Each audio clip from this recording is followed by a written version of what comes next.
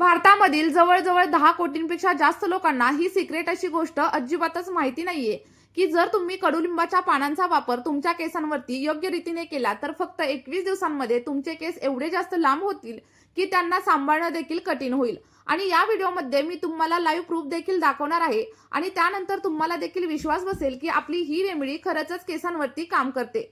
जर तुम्हाला खूप जास्त प्रमाणामध्ये हेअरफॉल होत असेल आणि कोंड्याची समस्या देखील जाणवत असेल तर हे सगळं काही कमी करण्यासाठी एक जबरदस्त असा उपाय मी तुम्हाला आज सांगितलेला आहे आणि हा जवळजवळ 100% तुम्हाला रिझल्ट देखील देणार आहे।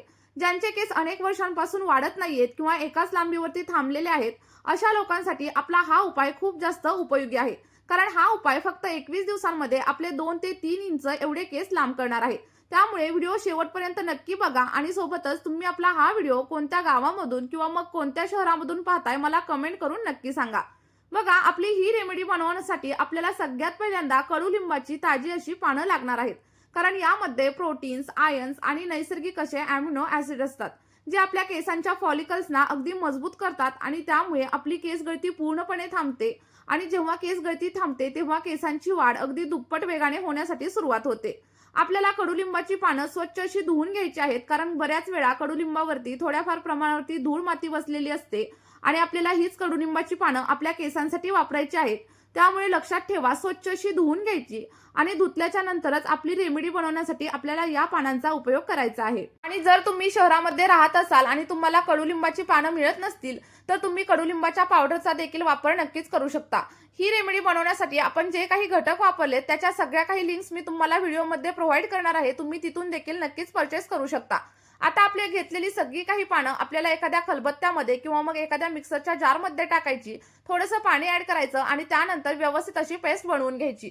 बघा, लिंबाच्या पानांमुळे आपलं ब्लड सर्क्युलेशन सुधारलं जातं आणि त्यामुळे केसांची वाढ अगदी जलद गतीने होण्यासाठी देखील सुरुवात होत असते। कडुलिंबाची पानं आपल्या स्कॅल्प मधील ब्लड सर्क्युलेशन सुधारतात आणि जेव्हा ब्लड सर्क्युलेशन व्यवस्थित होतं तेव्हा आपल्या केसांची वाढ अगदी दुप्पट नाही तर तिप्पट वेगाने होण्यासाठी सुरुवात होत असते। आता बघा, रेमेडी बनवण्यासाठी जर तुमच्याकडे एखादं जाडबुडाचं स्टीलचं भांडं असेल तर ते घ्या आणि याच भांड्यामध्ये आपल्याला आपण जी काही कडुलिंबाची पेस्ट तयार केलेली होती ती ऍड करायची आहे।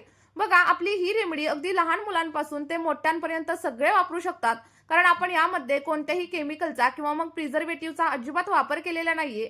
त्यामुळे तुमच्या केसांवरती याचा कोणताही साईड इफेक्ट वगैरे अजिबात होणार नाहीयेत। मी कडुलिंबाची पानं माझ्या केसच्या लेंथनुसार इथं घेतलेली आहेत, तुम्ही तुमच्या केसांच्या लांबीप्रमाणे कमी जास्त देखील नक्कीच करू शकता। आता बघा, यामध्येच आपल्याला साधारणतः अर्धा ग्लास किंवा मग 1 कप एवढं फिल्टर केलेलं पाणी देखील ऍड करायचं आहे। आणि पाणी ऍड करताना एक गोष्ट लक्षात ठेवायची, अगदी साधं पाणी वापरायचं किंवा मग फिल्टर केलेलं पाणी वापरायचं। बोरिंगचं पाणी किंवा मग खारट पाणी अजिबात वापरू नका, यामुळे तुमची केस गळती आणखी जास्त प्रमाणात नक्कीच होऊ शकते। आणि आता व्यवस्थित असं मिक्स करून घ्या आणि या रेमेडीमध्ये आपण जे काही घटक वापरले ते तुमच्या स्वयंपाकघरामध्ये अगदी सहजच उपलब्ध आहेत आणि जर एखादा घटक अवेलेबल नसेल तर मला कमेंटमध्ये नक्की सांगा, मी तुम्हाला त्याच्यावरती दुसरा पर्याय देखील नक्कीच सजेस्ट करेल।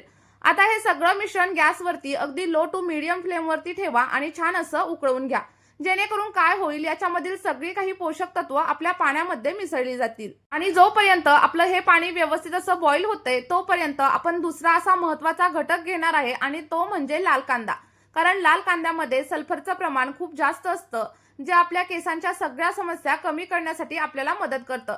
लक्षात ठेवा, आपली ही रेमेडी बनवण्यासाठी तुम्ही जास्तीत जास्त लाल किंवा मग गुलाबी कांद्याचाच वापर करा, कारण इतर कांद्यांच्या तुलनेमध्ये लाल कांद्यामध्ये सल्फरचं प्रमाण खूप जास्त असतं आणि त्यामुळे आपला हेअरफॉल कमी होण्यासाठी मदत होते आणि आपल्या केसांची मुळं देखील अगदी सक्रिय होतात। वैज्ञानिक संशोधनामध्ये देखील कांद्याचे फायदे सिद्ध झालेले आहेत आणि हा जो कांदा आहे ना, तो टक्कल पडलेल्या जागेवरती देखील नवीन केस उगवण्यासाठी आपल्याला हेल्प करू शकतो। इथं मी साधारणतः अर्धा कांदा माझी ही रेमेडी बनवण्यासाठी वापरणार आहे, पण जर का तुम्हाला खूप जास्त प्रमाणावरती हेअरफॉल होत असेल आणि थांबण्याचं जर नावच घेत नसेल ना, तर साधारणतः मोठ्या आकाराचा 1 कांदा किंवा मग मध्यम आकाराचे 2 कांदे तुम्हाला आपली ही रेमेडी बनवण्यासाठी वापरायचे आहेत। आणि इथं एक गोष्ट लक्षात ठेवा, जेव्हा पण तुम्ही कांद्याचा वापर कराल तेव्हा त्याच्या साली वगैरे अजिबात फेकून देऊ नका, कारण कांद्यापेक्षा कांद्याच्या सालीमध्ये सल्फरचं प्रमाण जास्त असतं, जे की तुमच्या केसांसाठी अगदी रामबाण असं काम करत असतं। त्यानंतर आपण यामध्ये मेथीदाण्याचा देखील वापर करणार आहोत। मेथीदाण्यांमध्ये निकोटिक ऍसिड आणि सोबतच अॅमिनो ऍसिड्स भरपूर प्रमाणात असतात, जे आपल्या केसांच्या मुळांना मजबूत करतात आणि केसांमधील ड्रायनेस देखील कमी करण्यासाठी हेल्प करत असतात। मेथीदाणा आपल्या केसांना नैसर्गिक कंडिशनिंग देतं आणि सोबतच जर तुमचे केस तुटत असतील तर त्यांना देखील रिपेअर करण्याचं काम करतं. आता बघा, आपलं जे काही पाणी होतं ते व्यवस्थित असं बॉईल झालंय आणि बॉईल झाल्याच्या नंतर साधारणतः 1 चमचा एवढी मेथीदाणा आपण याच्यामध्ये ऍड केलेला आहे. मेथीदाणा ऍड केल्याच्या नंतर साधारणतः 4 ते 5 मिनिटं आपलं सगळं काही पाणी पुन्हा एकदा आपल्याला छान असं उकळून घ्यायचंय, जेणेकरून काय होईल, मेथीदाण्यामधील पोषक तत्व आपल्या पाण्यामध्ये उतरली जातील. आता इथं तुम्हाला एक प्रश्न पडलेला असेल की हे पाणी नक्की किती वेळ उकळवून घ्यायचं. तर जोपर्यंत आपण घेतलेलं पाणी अर्ध होत नाही आणि आपण घेतलेला मेथीदाणा अगदी व्यवस्थित असा फुलत नाही, तोपर्यंत आपल्याला सगळं काही पाणी व्यवस्थित असं शिजवून घ्यायचं आहे. आणि सगळ्यात शेवटी आपण चिरून घेतलेला कांदा देखील याच्यामध्ये ऍड करा. कांदा ऍड केल्याच्या नंतर आपलं सगळं काही पाणी आणखी एकदा 4 ते 5 मिनिटांसाठी उकळवून घ्या. उकळवून घेतल्याच्या नंतर तुम्ही इथं बघू शकता, पाण्याचा जो काही कलर आहे ना तो तर ऑलरेडी चेंज झालाय आणि आपण जे काही पाणी घेतले होतं ते देखील आता अर्ध्या प्रमाणात इथं शिल्लक राहिलेलं आहे. जेव्हा पाणी अर्ध शिल्लक राहील तेव्हा आपल्याला गॅसची फ्लेम अगदी ऑफ करायची आहे आणि गॅसची फ्लेम ऑफ केल्याच्या नंतर साधारणतः 10 ते 15 मिनिटं आपल्याला सगळं काही पाणी असंच थंड होऊ द्यायचं आहे. लक्षात ठेवा, जेव्हा आपण गरम पाणी किंवा कोणतीही गरम गोष्ट आपल्या केसांवरती अप्लाय करतो तेव्हा आपले केस अगदी ड्राय होतात, डॅमेज होतात आणि त्यामुळे आपल्याला वेगवेगळ्या केसांच्या समस्या जाणवायला लागतात. तेव्हा लक्षात ठेवायचं, गरम असं कोणतंच गोष्ट आपल्या केसांवरती अजिबात अप्लाय करायची नाही. बघा, आता आपल्याला एक छोटासा बाउल घ्यायचा आहे आणि त्यामध्ये आपलं सगळं काही जे सिरम आपण तयार केलंय ते गाळून घ्यायचं आहे. तुम्ही एखाद्या कॉटनच्या कापडाच्या मदतीने किंवा मग माझ्यासारखं स्ट्रेनरच्या मदतीने सगळं काही मिश्रण गाळून घेऊ शकता. आणि बघा, आपलं मॅजिकल असं टोनर इथं रेडी झालंय आणि हे टोनर तुम्ही असं देखील तुमच्या केसांवरती नक्कीच अप्लाय करू शकता. आणि जर तुम्हाला स्टोअर करायचं असेल तर एखाद्या काचेच्या बॉटलमध्ये अगदी आठवडाभरासाठी तुम्ही फ्रीजमध्ये याला स्टोअर देखील करून ठेवू शकता. पण जर का तुम्हाला इथं कांद्याचा वास वगैरे येत असेल ना, तर तुम्ही याच्यामध्ये 2 ते 3 थेंब एवढं इसेन्शियल ऑइल किंवा मग लिंबाचा रस देखील नक्कीच ऍड करू शकता. आणि ज्या लोकांचे केस खूप जास्त ड्राय आहेत, फ्रीजी आहेत, अशा लोकांनी साधारणतः 2 चमचा एवढं ॲलोवेरा जेल याच्यामध्ये मिक्स करा. यामुळे तुमच्या केसांमध्ये एक चमकदारपणा आणि सॉफ्टनेस, सिल्कनेस येण्यासाठी हेल्प होईल. माझे केस अजिबात ड्राय वगैरे नाहीये, त्यामुळे मी इथं ॲलोवेरा जेलचा वापर अजिबात करणार नाहीये. हे टोनर मी असंच माझ्या केसांवरती अप्लाय करणार आहे. आता टोनर अप्लाय करण्याची पद्धत देखील सांगितली. आता हे किती वेळ करायचं, तर शॅम्पू करण्याच्या साधारणतः 1 तास अगोदर आपल्याला हे टोनर आपल्या केसांवरती अप्लाय करायचं आहे. अप्लाय केल्याच्या नंतर 2 ते 3 मिनिटं अगदी हलक्या हाताने मसाज करायचा आणि त्यानंतर आपल्याला हेअर वॉश करायचा आहे. पण हेअर वॉश करताना जास्त गरम पाण्याचा वापर केसांवरती अजिबात करू नका, कारण यामुळे केस अगदी ड्राय आणि फ्रीजी होतात. त्यामुळे अगदी थंड पाण्याने किंवा मग कोमट पाण्याने तुम्ही इथं हेअर वॉश नक्कीच करू शकता. आणि जेव्हा पण तुम्ही हेअर वॉश कराल तेव्हा एक गोष्ट मात्र लक्षात ठेवा, तुम्हाला शॅम्पू डायरेक्ट तुमच्या स्कॅल्पवरती किंवा मग तुमच्या केसांच्या लेंथवरती अजिबात अप्लाय करायचा नाहीये.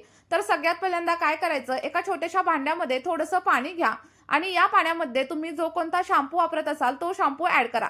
ऍड केल्याच्या नंतर व्यवस्थित असं मिक्स करून घ्या आणि मिक्स केल्याच्या नंतर हा शॅम्पू तुमच्या केसांवरती अप्लाय करा. असं केल्यामुळे काय होतं, तर शॅम्पू मध्ये जे काही केमिकल्स असतात ते डायरेक्टली आपल्या स्कॅल्पवरती आणि सोबतच आपल्या केसांच्या लेंथवरती अप्लाय होत नाहीत आणि त्यामुळे आपले केस अगदी ड्राय आणि फ्रीजी देखील होत नाहीत आणि सोबतच कोरडे देखील अजिबात पडत नाहीत. बघा, मी सांगितलेल्या पद्धतीने आपलं हे टोनर आणि सोबतच शॅम्पू तुम्ही फक्त 21 दिवसांसाठी तुमच्या केसांवरती नक्कीच ट्राय करून बघा आणि तुम्हाला जे काही रिझल्ट भेटतील ते कमेंटमध्ये माझ्यासोबत शेअर देखील नक्की करा आणि आपली ही रेमेडी तुमच्या मित्रपरिवारासोबत शेअर करायला देखील विसरू नका. चला तर मग या व्हिडिओमध्ये इथेच थांबूया. बाय.